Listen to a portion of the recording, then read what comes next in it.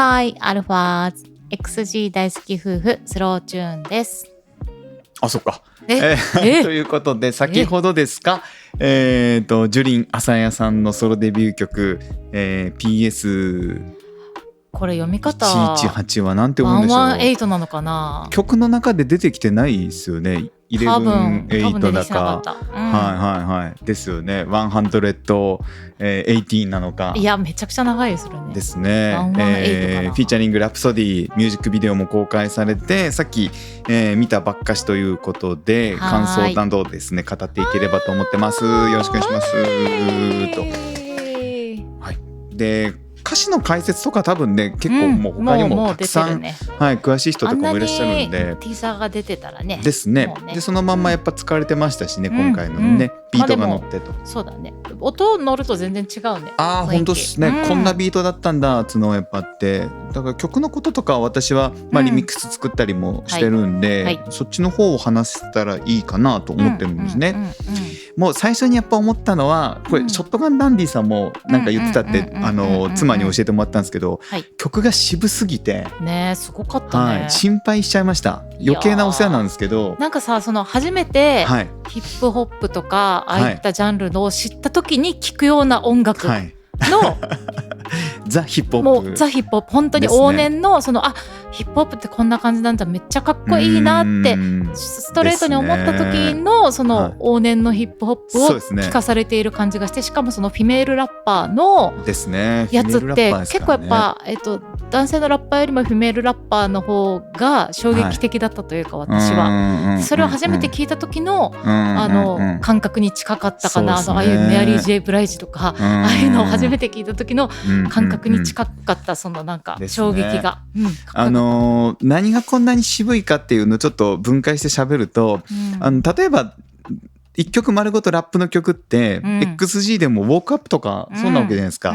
でもウォークアップと何が違うかっていうと、まずビートが、ウォークアップの時は、今流行ってるようなそのトラップを取り入れてるビートだったので、まだ流行りに乗ってるんですけど、今回の PS118 の方は90年代とかもうそれこそ00年代とかのちょっとチルな雰囲気のビートで、ちょっとヌジャベスとかをね思う人もいらっしゃったみたいですけども、フレットレスベースとかで渋くてね、インストだけずっと聴いててもめちゃくちゃいい作業用 BGM で、そのなんか変に突出してなくてすごくベーシックないい音楽ですね。その点ウォークアップの方はやっぱ今風のビートですから、やっぱまずそこが違うっていうことが一つ、あとフックがないんですよね、この PS118 は。フックっていうのが日本の音楽でいうとサビですよね。ウォークアップの時はやっぱウォークアウトくらいです、ドンキーアドマイスキンって結構キャッチーなフックがあったんで、あそこだけは歌えますみたいなとこみんなあったと思うんですけど、じゃあこのジュリン朝やの PS118 でどこをファンが歌いますかっていうか、ファンが一緒になってこうわーって掛け合いをしたりするようなパートもないので、何回か繰り返してたフレーズって言ったら、そのラプソディさんの後半の、なんだっけ忘れたけど、ありました。波に乗れみたいな、波をどけるみたいな、波系のあそこがちょっとそっか、あそこがちょっとだけあったかなってか、でもそれを2人で別にねやってるわけでもないからですね。そこをダブルで重ねて強調したりしてるわけでもないしですね。フックとは言わないよね。フローの中での本当ちょっとこう韻が分かりやすいところかなっていうところが強いて言えばって感じですから、ウォークアップも全編ラップですけどやっぱ全然違うんですよね。だそこがそのいい意味で心配、ハーコーすぎて、渋すぎてね。ハーコーって今も使っていいのかな、分かんないですけど、ね、ハードコアすぎて、そのなんか本当にかっこいいその凛としている感じがするよね、本当にね。ですね。ラップできんのあんたって言ってたからね。そう本当にかっこよ、いい意味で挑発的なんですけど、いや本当にこのなんかいいね。だから私が思ったのはそのティピトーズでデビューした時のアルファーズの気分ってこんな感じだったのかなとか思ったんですよ。ティピトーズもめちゃくちゃ渋いじゃないですか。めっちゃかっこよかったね。めちゃくちゃかっこいいですけど、やっぱサビがダーツクダーツツツツツダーダー言うてて、めちゃくちゃ渋い曲で、もちろん実力は分かるんですけど、大丈夫かこれでちゃんと世間様に届くんかみたいな不安とかっていうのはやっぱデビュー当時のティピトーズの感じっていうのが、我々も追体験できたなっていう気はするんですよね。こんなに渋い曲で名刺代わりに一発出て大丈夫なんていう心配とかはありましたけどね。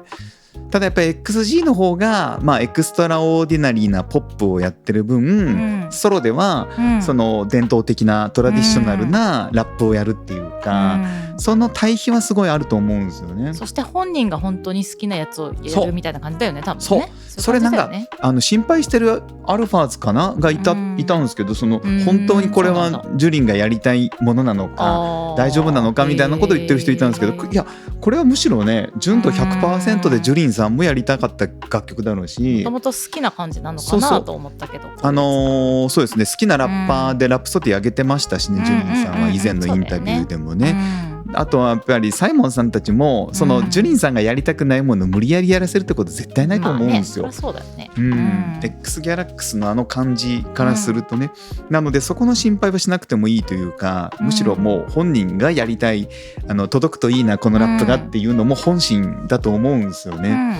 そこの心配は全然してないですけどね。しかも自分でね、やっぱ普通に書いてるもんね。ですね。歌詞も、クレジットにありましたね。それは別の動画でまた出そうかなと思ってるんですけど、それこそウォークアップの歌詞とかを書いているラッパーのグループがいるんですよ。そこの人たちが手伝ってくれてるとは思うんですよね。リリックスさんとかが手伝ってくれてるとは思うんですけど、とはいえやっぱり本人の言葉っていうのは入ってるなと思うんですよね。いや、かっこよかったね。和訳とかも見てみたけど。楽しかったですね。公式のやつね。私たちは火星人っていうのはあれココナさんとマヤさんの醤油キャンの一節から引用してるみたいですね。いや、なんかそういうなんか紐解き系はさしてったらめっちゃ楽しそうですね。それショート動画の方でもうお願いします。私は全然ピンときてない。そうですよね。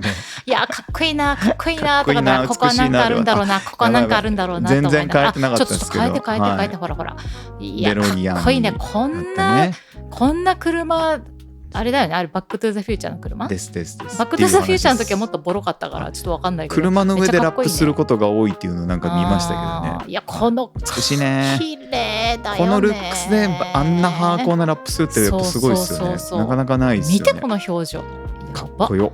やば。最後の天に召されるところは撮ってなかったんですか？天に召されるところなんか召されてたね、なんかね。あれは多分宇宙船に連れてかれてるのかなって。XG の活動にもっていくってこと。そう思いましたけどね。地上に宇宙船から降りて。見てこれ。最後宇宙船に。深夜のさなんかさ。CM あるじゃん、なんかその、ちょっとさ深夜にしか流れないさ車の CM みたいなやつあるじゃん。かっこよくない？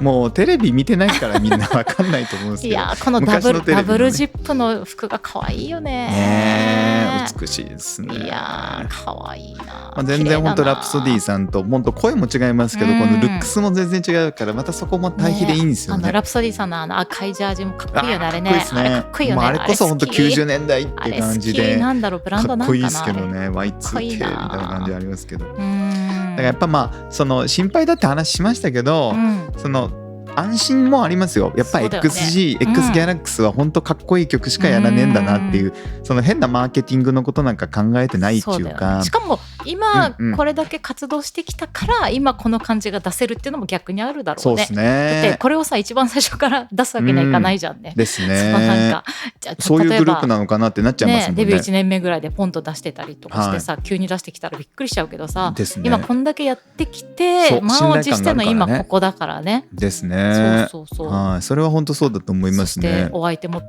グだしね。いやビッグですね。本気さが本当伝わるなと思いますね。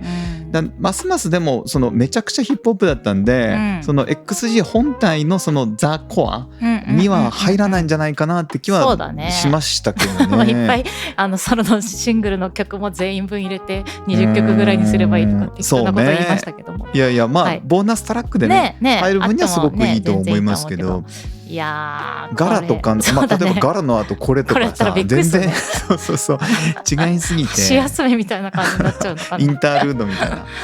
ジャンルが本当違うからね。いやでもめっちゃかっこいいな。だってこれで、ジュリンちゃんでこれでしょ、この感じでさ一人一人がさあと6人いますか今後出していくとか思ったらさめちゃくちゃ胸熱だね。以前の XG さんムネオだったっけ、ファッション誌で一人一人のインタビューがあって、でハービーさんも最近私作詞してますって言ってたんですよね。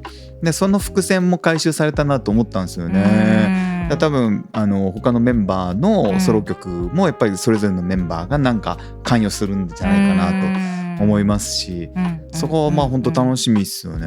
すごいよね。今後の展開こんなさソロのやつやりながらさアルバムもやってさですね、スカルパンダのイベントも出てさすごいね、可愛いね。ライブのソロコーナーとかはもうね、もちろんこれを披露するんでしょうけど、今後はねアルバムには入るのか入らないのかっていう謎はありますよね。だからこのフルアルバム前のタイミングで XG 本体の先行シングルじゃないけど先行配信曲が切られてもいい中でジュリン朝谷のカードを切ってきたっていう戦略もちょっと私には不思議というか、そうだね、面白いなと思いますけどね。どういうことなんだっていう。そうだね、このタイミングで今出して、そして PS この118なのか118なのか分かんないけど、これのタイトルの意味は回収された、ね、されてない PS が分かんないですよね。 PS が分かんないんだよ。だから追伸だよね PS って。パンダスカルで PS かな。マジでイメージソングにするのこれを全然合わんかな。スカルパンダ、本当だよ。そう本当だよ。なんでパンダスカルってその統治法になっちゃってんだっていう。スカルパンダね。あれ欲しい、あれ買って。4000円ぐらいなんでしょ。4510円だったかな。もう買えます。メルカリで信じられない値段で。あれはエグかったっすね。あ、そうか、それはないのか今回はね。今回入れてません、それは。いや、今回はもうジュリンさんだけですよ。はい、ってことでじゃあちょっともう話も脱線してきてますんで、そんな感じですかね。皆さんの感想をまた聞かせていただければと思います。私も早速リミックス作ろうとかねやってましたけどね。はい、まあとりあえずは解説の方かな、歌詞の解説の方かな。これでも本当いいね。これ確かにこれレコードが欲しくなるね。もうバイナルが合いますね、これはね。これはそのクラブとかで聞くのもドゥキュドゥキュドゥキュってやりたいですね。よろしいんじゃないでしょうか。これはめちゃくちゃいい。そのあれだね、スクラッチのあれがちょっとおかしいね。その認識というかドゥクドゥクがちょっとおかしいです。そうですか。ダサいですね。そうですか。ダサいですね。でもこれでファンになった人がじゃあ XG 聞いたらもう全然またちゃうやんけってなるでしょうけどね。だからもしかしたらさ、ヒップホップグループかなと思って入っちゃったらあれ全然違ったなみたいな。あれかもしれない。ラップのスキルは分かりますけどね。あれフルアルバム出した後に、ジュリアンさんのアルバムも来るかもしれない。それも楽しみですね。いやもう終わりそうだったのでまた。すいません。今思い出した。ということで、また次の動画でお会いしましょう。はい。へその